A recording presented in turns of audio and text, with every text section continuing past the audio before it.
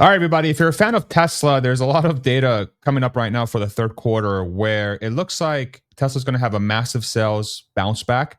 Looks like they're going to set a new record for quarterly deliveries, maybe. We're getting data around the Model Y, which is Tesla's best-selling car. It's running very low in inventory across a lot of different parts of the United States. Here's a post from Sawyer Merritt. Some areas, such as Austin, Texas, are showing zero new Model Y inventory within a 200-mile radius. Here's a screenshot of that. It looks like the EV tax credit in the U.S. is really pushing the Model Y sales quite further along. So much so that there was a post from a Tesla employee where he said that they're thinking about increasing the pricing for the Model Y. Here's another post from Sawyer Merritt. Tesla may increase Model Y pricing in the coming days in the US and increase production output. This is a quote post from Raj. Raj works for Tesla. He is part of the IT apps and vehicle service in the company. Now, I don't know if he's fully positioned to make this statement, but he did say trending towards a need to expedite output even further, which could mean adjusting pricing upward in the coming days. Trying hard not to, we'll see. So that's very interesting to hear. Hopefully he's allowed to say that. You also have data where the Tesla Model Y L, which is the longer Model Y that seats 6, this is sold out for September 2025 in China. Delivery dates changed to October. So it looks like they've emptied out the chamber for the month in that region. There's also been some clarifications around the EV tax credit expiring in the US, the $7,500 one. Again, another post from Sawyer Merritt. Today is the Sawyer Merritt show, you guys, okay? He's just so on top of it, it's hard to ignore him, okay? Shout out Sawyer. Make sure you go check him out at Sawyer Merritt on X, where the IRS has clarified the rules where if you're somebody who's ordering a car, any EV really in the United States, you can still get the $7,500 tax credit as long as you finish your paperwork, essentially, your binding purchase agreement by September 30th. So you don't have to necessarily take delivery by the 30th. You just have to have a piece of paper that says, I am going to buy this car. I'm binded to purchase this car by September 30th, and then you can take delivery after the 30th. But what that's going to allow Tesla to do probably is to front load the quarter even more and just get everyone's sort of signature on paper that says, I'm going to absolutely take delivery. That's just paperwork. And then as they ramp up production at these facilities, then they will fulfill the orders in the fourth quarter and the customers will still be able to take advantage of that $7,500 tax credit. It's at the point now where Kalshi, which is like a poly market thing, it's a basically you can bet on the outcomes of things happening in the real world. It's kind of like a DraftKings for real life, if that makes any sense.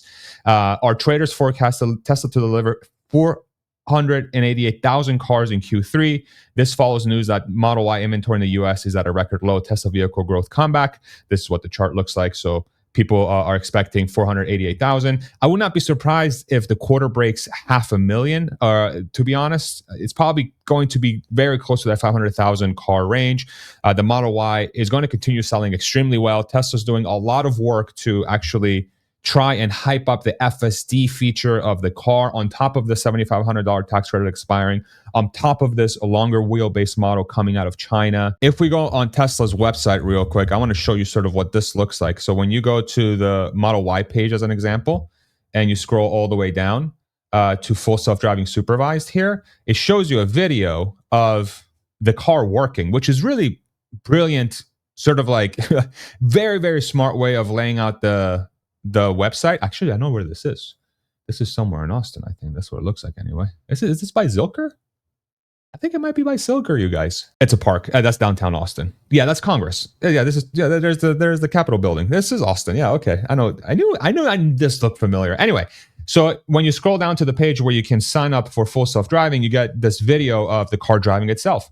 So this is going to theoretically boost some demand as well, at least for people that find this something that's helpful. I think this will probably go some ways to generate demand in the fourth quarter of the year. I think in the third quarter of the year, you're probably going to get more demand from the EV tax credit. But in the fourth quarter, the demand's going to have to come from things like FSD. They will take it to the next level if they're able to take this and actually make it unsupervised, where you don't even have to pay attention. If you read the sort of note here, it says currently enabled features require active driver supervision and do not make the vehicle autonomous. But if they can remove that and say you don't have to pay attention, and maybe it's like the video is on the person's face and they're just on their phone while the car drives itself, I think that's going to generate a whole lot more sales than I think a lot of people expect. So this is setting up really well for Tesla in the third quarter. I think they're going to send a message to the market that says, hey guys, remember this company that was around, that was doing all these amazing things around building really awesome cars? You may have been distracted with all the fire bombings and Elon saying crazy shit, right? Don't worry about that. Look at what we're building. Okay. And they've been doing this whole time. I think what people like sometimes forget is like, just because Elon's out there, pissing everybody off doesn't mean that there aren't people at these companies working. And ultimately, I think that's the story that's going to come through this year, especially next year. Is like, hey, while y'all were distracted about thinking that this guy was distracted, even if he was distracted, there are still people at these companies working really hard, making incredible products.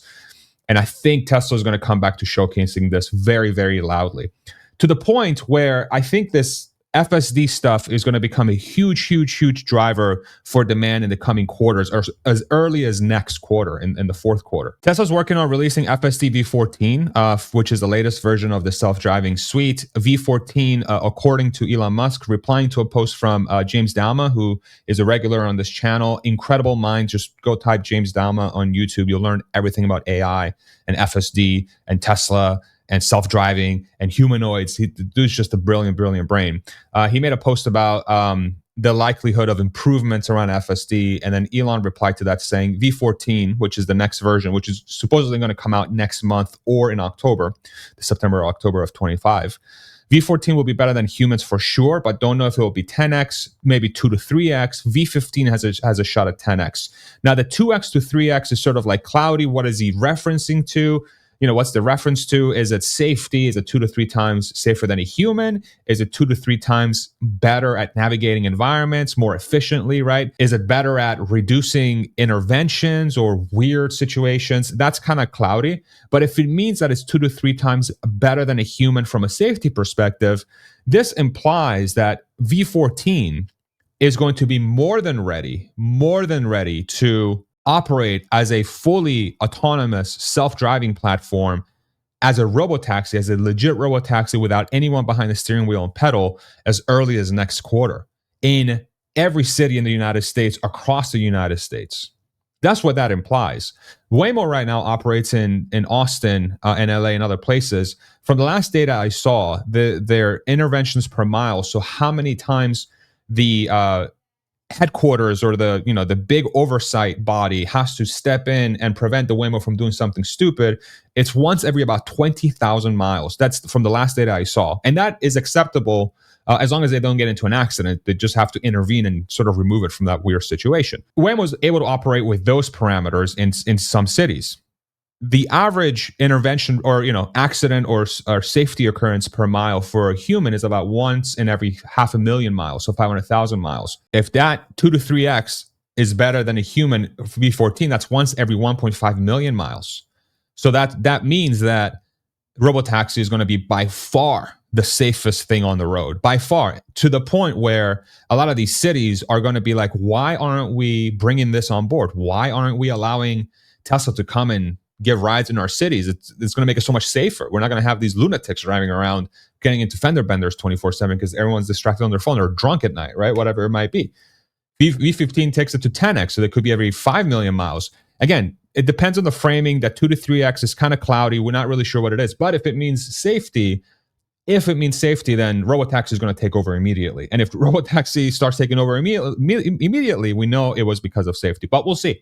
The fourth quarter is actually going to show us if this is actually the case.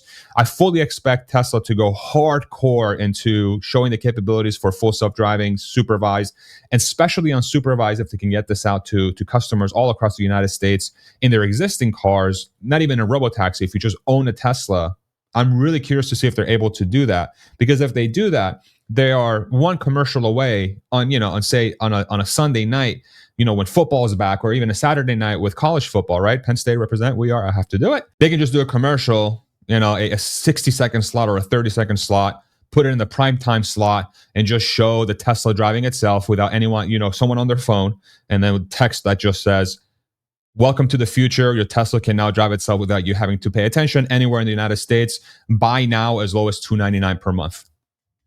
Who's not going to buy that? Buy now for as low as $299 per month, 0 down. Because as soon as they step in and they're like, of course I have to self-driving. Oh, it's an extra $300 a month. Of course I'm going to do it. That's $600 a month extra. I already pay $1,000 for my stupid car. That's like the thought process a regular customer would go through potentially. So that's where Tesla has a lot of opportunity. And on top of that FSD story, if we look at what just happened here from a interview with the Uber CEO, it sort of continues this trend of why FSD is poised to really dominate transportation. A snippet from this interview from the Uber CEO: in the near term, I think it's going to be very difficult, and Elon would tell me I'm wrong, to build a camera-only product that has superhuman levels of safety. At some point, will it be possible? Quite possible, yes. Solid-state LiDAR is $500. Why not include LiDAR as well in order to achieve superhuman safety? All of our partners are using a combination of camera, radar, and LiDAR, and I personally think that's the right solution, but I could be proven wrong. So there, the door's open for being proven wrong there, which is interesting. And then Elon replied to this post by Sawyer. Told you he's going to be a regular in this video. LiDAR and radar reduce safety due to sensor contention. Reduce safety, so it makes it worse. If LiDAR radars disagree with cameras, which one wins? This sensor ambiguity causes increased, not decreased risk. That's why Waymos can't drive on highways. We turn off the radars in Teslas to increase safety, cameras for the win. And this is something that Elon's been on top of for a really long time, where Tesla tried to go through this experiment of using radar, ultrasonics, and vision on their older self-driving models. And the issue that we're having, at least they were saying, is that there was constant conflicting information because the system didn't know should it trust the camera, should it trust the radar, should it trust the ultrasonics. And instead, they went the approach of saying, okay, let's just use the vision, the cameras as the truth, and then we'll make the brain really good, meaning the system that analyzes the feed from the cameras will make it really good to figure out how to interpret what it's seeing so I can navigate the world properly. No different than a human does with our own two eyes. We don't have a LiDAR on top of our head. We don't have ultrasonics out of our ears or, radars in our nose, right? We just have eyes. We have eyes and ears.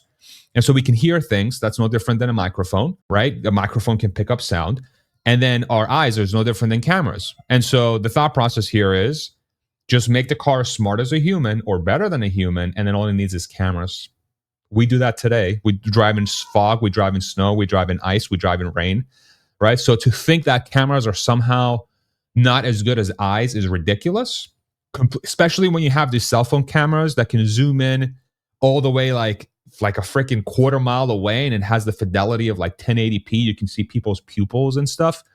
Like, cameras are there already, you guys, right? It's just how to interpret what you're seeing. And that's where the AI brain comes in.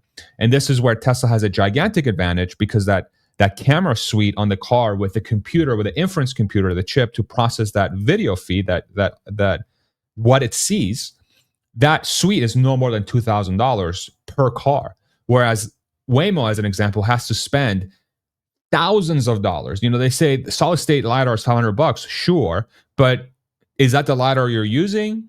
What other contraptions do you have to bolt onto the car? How much does it cost to set up a manufacturing process to modify the existing cars to have this? How much power does it draw? What does it do to aerodynamics? It's a very inelegant solution that at scale doesn't work. Whereas with Tesla, because those cameras are flush with the car and the chip is very, very cheap to manufacture relative to whatever else Waymo has to do, as an example, all of a sudden Tesla has a gigantic manufacturing advantage, especially when those same cars that just take the cameras and the chips, those same cars go through a manufacturing process where Tesla can make 2 million cars per year. This third quarter, Tesla's going to make and sell about 500,000 cars per year. You annualize that, that's 2 million cars per year they're selling. They're going to be at a record, which is kind of crazy to think about, because we've heard all this hoopla about how Tesla is like falling by the wayside. All of a sudden, they're going to start setting records again for sales, right? So very fascinating time in Tesla land. I hope this video was helpful. If you enjoyed it, like and subscribe, and we'll see you on the next one. Thank you.